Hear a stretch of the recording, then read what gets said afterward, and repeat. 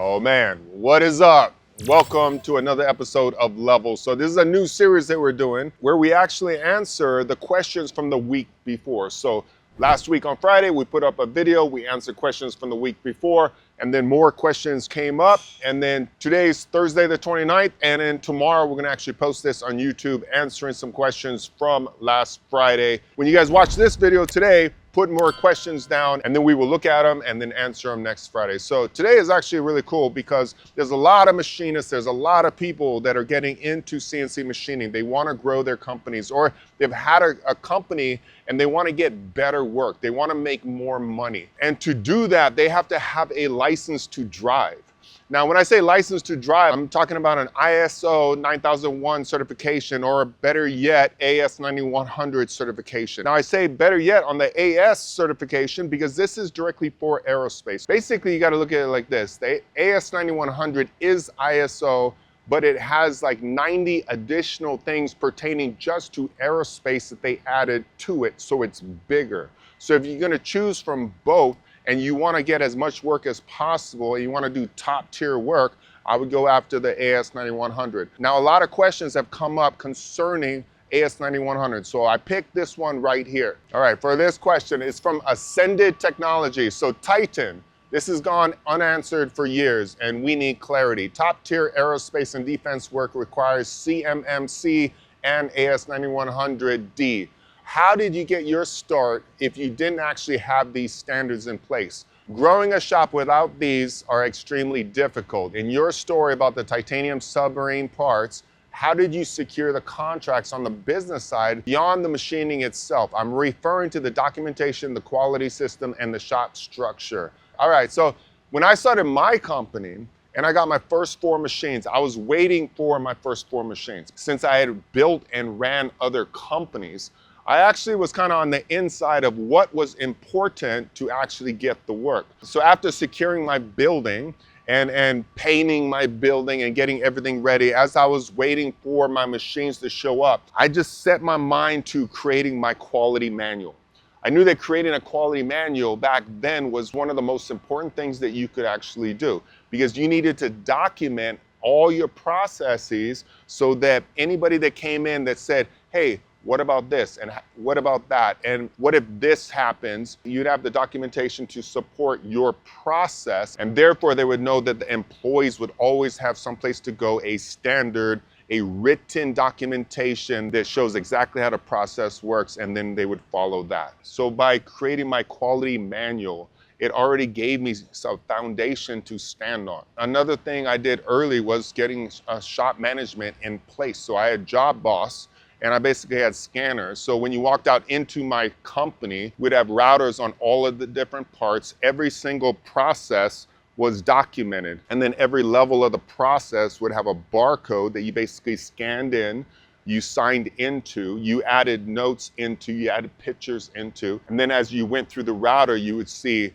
first operation, inspection, in-process inspection, second operation, setup, inspection, and you would just go on and on right through it. And then you would have the vendors locked in. So if it got anodized, if it had powder coat, whatever it was, you'd have that locked into the system. So strategically, when people walked out, I had my computer right there, right when you walked into the shop, and I had routers right there and on the wall, and I would show them how my documentation was. I would show them my quality manual. I would show them that I was working my way to getting my AS 9100, and then I'd sell the customer on my knowledge that I was compliant with the standard, with the certification. So when the certification called for supplier controls, I would actually show exactly how I audited. I'd have a procedure for auditing my suppliers. When it came to tracing my parts back to the source, I would show them how we got certifications for the material and how we attached it to that job so you could always trace it back. If the part got anodized, we'd have the certifications from the anodized locked to that part. Then we create our own number, like an AS Titan 1002, and that would be just for that one single job, and every document would have that exact number tying it to itself. We'd have a hard copy and a digital copy. And when the customers came in and saw how most shops are dirty and grungy, and we were just starting in business, but we were doing everything correct from the very start, and our procedures were on point. They had the confidence to actually partner with us so that we could take the journey together, vendor and customer.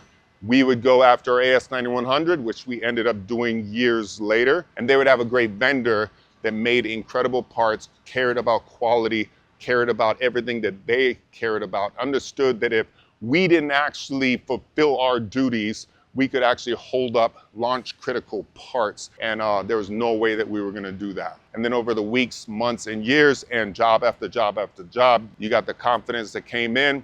But truth be told, a few years after getting in with SpaceX, they really started putting the pressure on me to get the AS9100 certification. Therefore, we went to a third party. They actually came in and they actually helped train my team, helped get our manuals and documentation set perfectly so that we could pass our certification. Now, when you look at that certification, it costs money, okay? That third party costs money. But when you look at the amount of work that you can get, I highly advise going after it. Be compliant at the beginning, do everything you can, train your people, document all processes, anything in the shop that takes place. You need a process, the documentation showing this is how it starts, this is how it ends. There's no way that you can fail if you actually follow these instructions right here. Everything is documented. Now, when it comes to AS9100, I could go on for hours. There is so much involved. But what I would suggest to you guys is become an expert. Simply go online, look it up, look at everything that's inside of it, and just become familiar. If you go through the motion, you take all that documentation, do everything that it asks you to do, and you put it into your own shops, your shop will thrive, your people will thrive, you will have a license to drive. Even before you get your certifications, it will change your shop's life, it'll change your culture.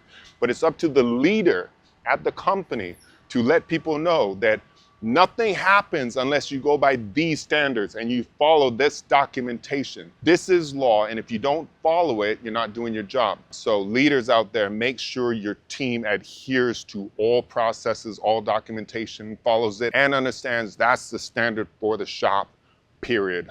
Boom. All right, now next one is actually getting into machining, and this is cool because it takes a little bit of talent. But check this one out. This is a question from last week. This is from Barnett MFG. Okay, here's my question. Deburring. I'm drilling thousands of holes in 17/4 stainless. The part is 625 thousandths thick. It's a 9.5-inch diameter. And all of the holes, they're 4-inch diameter through to a 8-inch diameter mark. Now, I can't see the part. I'm just writing down what the question is. I need to deburr these parts. I'm thinking of drilling the holes, then flipping the part in its fixture and using a ceramic brush to deburr, polish these parts. Let's talk ceramic deburr brushes, deburring in the machine, and all the deburring methods. Now, ceramic is good for certain materials. And you see these ceramic balls that are kind of like on a flexible neck. And basically, as you spin it, it kind of like moves down. You can actually go inside of holes and you can actually deburr inside. But for myself, I've just never really had luck with that. And most of the parts that we do is very precise. Everything is absolutely perfect. So on the top side, we're chamfering everything, or using a ball mill in certain cases when you need this perfect radius and you have more of a continuous 3D shape. We'll just surface it and make it beautiful. If it's just a flat surface, we just simply chamfer around. Now, what seems difficult, but actually isn't, is when you actually have a pocket, and I actually have a part right here. Remember this guy? So this is the handrail for the AK-50 guy. And this was a beautiful part. So we did a whole video on this. Now, when you look at all of these surfaces right here, of course, we're gonna chamfer on the outside, boom, boom, chamfer everything that we can see. But the true skill comes in when you can actually come in with a lollipop. So a lollipop, similar to the ceramics that I've seen, the lollipop is a carbide tool, and it's basically a ball with a neck on it. You can bring it into the part and you can drop it in, you move it over and catch it underneath. So it kind of works like a key cutter, like it kind of goes in, comes in, and then you just come back up and you actually hit the surface on the top. Then you follow the geometry underneath it perfectly.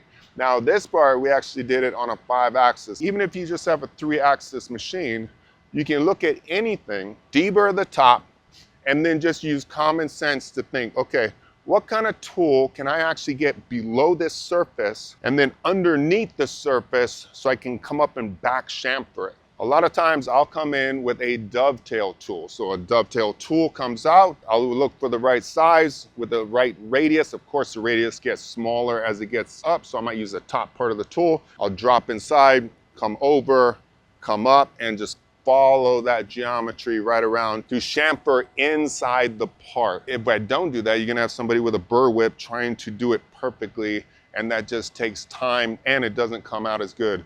When you look inside a part and you see it chamfered, you're like, oh, these guys got skills. Now, when looking at those types of tools, there's a lot of different types of tools out there. If you're just doing simple holes, like a ton of small holes, have you guys actually seen the burr away cogs drill? It sounds like drill, but it's dill. That tool is actually really cool because what you have is, it's got a blade that's out, so the tool will be a little bit smaller than the hole. It'll go into the hole, the blade goes inside. When it goes through the hole and passes the material, it opens up. And then you simply come back on it, boom, as it spins, and it deburrs inside the hole. And then you press it enough and it actually simply goes in and comes out. And based on the rotation and the speed, you can figure out how much of a chamfer you're gonna put on the parts. So that tool is actually really cool also. And a little trick that I learned a long time ago is just using common sense. I got bores going through, I got O-ring grooves way down in here. I don't want anybody deburring those later. So what I do is actually take a thread mill as a programmer, and which is similar to a key cutter that basically comes down and moves in to make that cut. I'll just take the thread mill down, I'll look at the O-ring that's coming around the bore, and I'll just come in and I'll just chamfer the top, boom, and then I'll come down, I'll come back, I'll chamfer the bottom, and therefore I just knock that burr off, knock the burr off, and I save a huge amount of time for the guys deburring parts because now they don't have to touch my parts. The parts are beautiful, everything's been done in the machine. Boom, and that's what we want to do. We want to make sure that we machine and deburr everything possible in the machines, whether it be a 3-axis or a 5-axis. When you get to 5-axis, when you get the full simultaneous, there's pretty much nothing you can't deburr inside the machine. Just figure it out. If you have to order custom tools, that tool might be expensive, but the amount of time it saves you is incredible, and the tool will last forever because you're just chamfering the ID of some parts, which is brilliant. All right, I hope you guys liked that episode. Again, put your comments down below. Ask me questions. If I don't know them, I'll find the answer, but I've been in this trade. I've done a lot in this trade, and I just want to have conversations. And by you asking the questions and me answering the questions, then we're both going to put our attention to it. And as weeks go by, we're just gonna take in all of this vast knowledge, which in partnership takes you, me, all of us to greater levels, baby. And I tell you, this trade is about levels. So love you guys. Boom, until next Friday, baby. See you later.